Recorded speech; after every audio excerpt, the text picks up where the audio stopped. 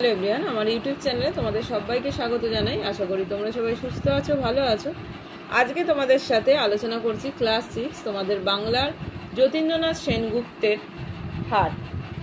তো দেখো, একটুখানি বলে দিই যে আমরা বুঝতেই পাচ্ছি যে এই কবিতার যে মূল বিষয় সেটা কিন্তু হাট, যার জন্য দেখো আমাদের নামকরণটা হাট করা হয়েছে। মানে হাটের আগে আর পরের পরিস্থিতি, হাটের যে যখন হাট বসে তখন কিভাবে মানুষ বেচাকেনা করে, হাটের মানুষের মধ্যে বেচাকেনাকে কেন্দ্র করে একটা সম্পর্ক তৈরি হয়। হাট ভাঙা মানে ধরো হাট বসছে, সেটা আবার যখন উঠে যাচ্ছে মানে নতুন করে বসার মধ্যে চেনা অচেনা মানুষের ভিড়, এইগুলো কিন্তু আমরা এটার এই যে কবিতাটা এর মধ্যে কিন্তু আমরা এটা দেখতে পাবো। তো সেটাই কিন্তু এখানে বর্ণনা করা হয়েছে, সমস্তটা পড়ালে সেটা তোমরা বুঝতে পারবে। তো চলো শুরু করা যাক। দেখো, দূরে দূরে গ্রাম 10-12খানি, মাঝে একখানি হাট, সন্ধ্যায় সেতা জ্বলে না প্রদীপ, প্রভাতে পড়ে না ঝাঁট। তাহলে কি বলছে যে দূরে দূরে 10-12টা গ্রামের মাঝে একটা ছোট হাট বসে। সন্ধ্যাবেলা কি হয়, সেখানে প্রদীপ জ্বলে না, প্রভাতে সেখানে ঝাঁটা পড়ে না। মানে আমরা যেমন সকালবেলা উঠেই আমাদের কি হয়, ধরো সবার বাড়িতেই বেশিরভাগ যেমন উঠোন ঝাঁট দেয়া বা ঘর ঝাঁট দেয়া এরকম একটা রীতি থাকে, যে আমরা বলি যে বাসি ঘর ঝাঁট দেয়া, কিন্তু হাটে কিন্তু সেটা সম্ভব না বা সেটা হয় না। তাই বলছে যে সেখানবেলা যেমন আমরা বাড়িতে সন্ধ্যাবেলা সন্ধ্যা প্রদীপ দিই, সন্ধে দিই, এখানে কিন্তু সেই রকম কোনো কিছু হয় না। তাই বলছে সন্ধ্যাবেলা সেখানে প্রদীপ জ্বলে না, প্রভাতে সেখানে ঝাঁটা পড়ে না। তারপরে দেখো কি বলছে, বেচা কেনা সেরে বিকেল বেলায় যে যাহার সবে ঘরে ফিরে যায়, বকের পাখায় আলোক লুকায় ছাড়িয়া পুবের মাঠ, দূরে দূরে গ্রামে জ্বলে ওঠে দ্বীপ, আধারেতে থাকে হাট। তাহলে কি বলছে দেখো, যে বিকালবেলা বেচা কেনে সেরে সবাই কি করে, যে যার ঘরে ফিরে যায়, দূরে দূরে গ্রামে যে দ্বীপ জ্বলে ওঠে তার ফলে হাট আধারে থাকে। নিশা নামে দূরে শ্রেণীহারা একা ক্লান্ত কাকের পাখে, নদীর বাতাস ছাড়ে প্রশ্বাস পার্শ্বে পাকুর শাকে, হাটের দোচালা মুদিল নয়ান, কারো তরে তার নাই আহ্বান, বাজে বায়ু আসি বিদ্রুপবাসী জীর্ণ বাসের ফাঁকে, নির্জন হাটে রাত্রি নামিল একক কাকের ডাকে। নিশা মানে আমরা সবাই জানি, নিশা মানে হচ্ছে রাত্রি। দেখো কি বলছে, রাত্রি নামে দলছুট একটা ক্লান্ত কাকের ডানায়, নদীর বাতাস নদী তীরে অবস্থিত যে পাকুর যে গাছ, পাকুর গাছের ডালে এমন শব্দ করে যেন মনে হয় কেউ নিঃশ্বাস ফেলছে। হাটের দোচালা কি হয়, ঘুমিয়ে পড়ে, সে কারো প্রত্যাশা করে না, জীর্ণ বাঁশের ফাঁকে বাতাস লেগে বাঁশির মতো আওয়াজ হয়, মনে হয় বায়ু যেন বিদ্রুপ করছে। এখানে যেমন দেখো যে বাজে বায়ু আসি বিদ্রুপবাসী, এখানে যে লাইনটা আছে, মানে এখানে কবির এরকম মনে হওয়ার কারণ কি, এই যে গ্রামে যে দুচালা বাড়ির মাঝে বাঁশ দিয়ে আটকানো থাকে, বাঁশ পুরনো হয়ে গিয়ে কি হয়, সেটা তো নষ্ট হয়ে যায়, জীর্ণ হয়ে যায়, তখন তাদের মধ্যে একটা ফাঁক এসে যায়, এই ফাঁক দিয়ে হাওয়া চলাচল করে।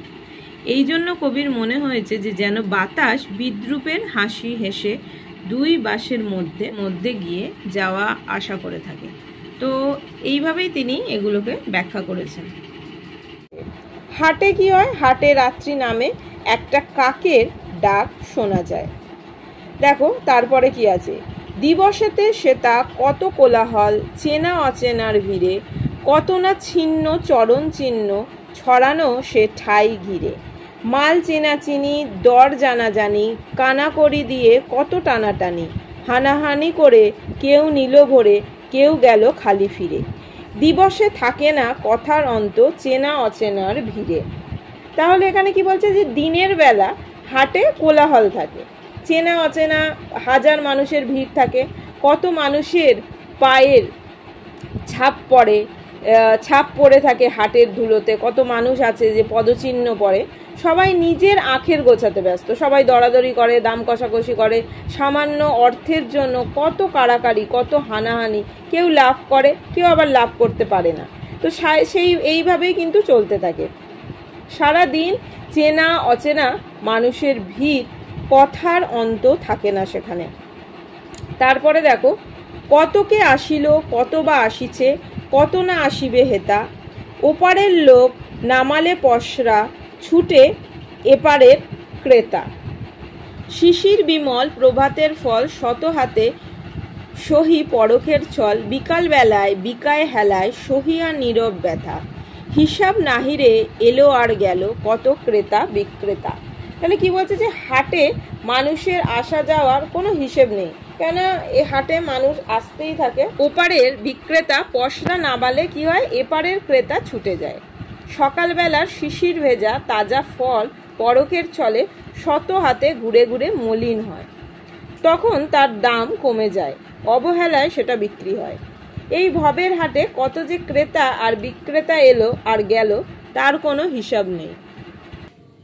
তারপরে দেখো কি আছে, নূতন করিয়া বসা আর ভাঙা পুরনো হাটের মেলা, দিবস রাত্রি নূতন যাত্রী নিত্য নাটের খেলা। এখানটাকে একটুখানি বলে দিই, নিত্য নাটের খেলা। কবি হাটকে জীবনের এক নাটকের সঙ্গে তুলনা করেছেন। এখানে কি হয়, নিত্য নতুন যাত্রীর মতো মানুষও আসেও যায়, সেই একই জীবনের নাটক তাদেরকেও করে যেতে হয়। মুক্ত জীবনের মতো হাট কি হয়, পড়ে থাকে, সেখানে কোনো বাধা নেই, মানুষের জীবনের যাওয়া আসা বা জন্ম মৃত্যু চলতেই থাকে। জীবনের হাট তাই চিরকাল এই যে খেলা, এটা কিন্তু চলতেই থাকে। তো যাই হোক, আগে বলে দিই এখানটা, খোলা আছে হাট মুক্ত বাতাসে, বাধা নেই ওগো, যে যায় যে আসে, কেহ কাঁদে কেহ গাঁটে করি বাঁধে, ঘরে ফিরিবার বেলা, উদার আকাশে মুক্ত বাতাসে, চিরকাল একই খেলা। তো এখানে বলছে দেখো, চিরপুরাতন এই হাটের মেলা চিরকাল নতুন করে বসে আর ভাঙে। মানে মানুষের জীবন ফুরিয়ে গেলেও কি হয়, দেখো চিরন্তন জীবনের প্রবাহ কিন্তু কারোর জন্য থেমে থাকে না। দিন ও রাতের মতো নতুন যাত্রীর যাওয়া আসা লেগেই থাকে। হাটের যে এই যে আগমন যাওয়া আসা মানুষের ভিড়, এই যে খেলা, এটা কিন্তু চিরকালই থাকবে, যাওয়া আসা চলতে থাকবে, কোনো বাধা নেই। কেউ কেঁদে ফিরে যাবে, কেউ ফেরার বেলায় গাঁটে কড়ি বাঁধবে, চিরকাল এই খেলা চলতে থাকবে। এখানে এই কবিতায় কবি হাটের যে রূপকে একটা মানব জীবনের যে গভীর যে একটা সত্যি, সেটাকে কিন্তু এখানে তুলে ধরেছে। হাট কিন্তু এখানে মানব জীবনের প্রতীক। আমাদের এই জীবনে বহু মানুষের সাথে পরিচিত হয়, যোগাযোগ হয়, লেনদেন ঘটে, কিন্তু মৃত্যুর মধ্যে দিয়ে তার শেষ হয়, সেই জায়গায় কিন্তু সবাইকেই বিদায় নিতে হয়। তো মানুষ আসে মানুষ যায়, জীবনের প্রবাহমানতার সাক্ষী হাট রয়ে যায় চিরকাল, এটা এখানে বোঝানো হয়েছে। তো এখানে যতীন্দ্রনাথ সেনগুপ্ত একটা রূপকধর্মী কবিতা, এর মধ্য দিয়ে তিনি কিন্তু মানব জীবনের যে গভীর সত্য, সেটাকেও কিন্তু এখানে তুলে ধরেছেন। তো আজকে ভিডিওটা এখানেই শেষ করলাম। নেক্সট আমি এই যে কোয়েশ্চেন অ্যান্সারগুলো আছে, সেগুলো তোমাদের সাথে আলোচনা করব। তো থ্যাঙ্কস ফর ওয়াচিং। সবাই খুব ভালো থেকো, সুস্থ থেকো, টাটা।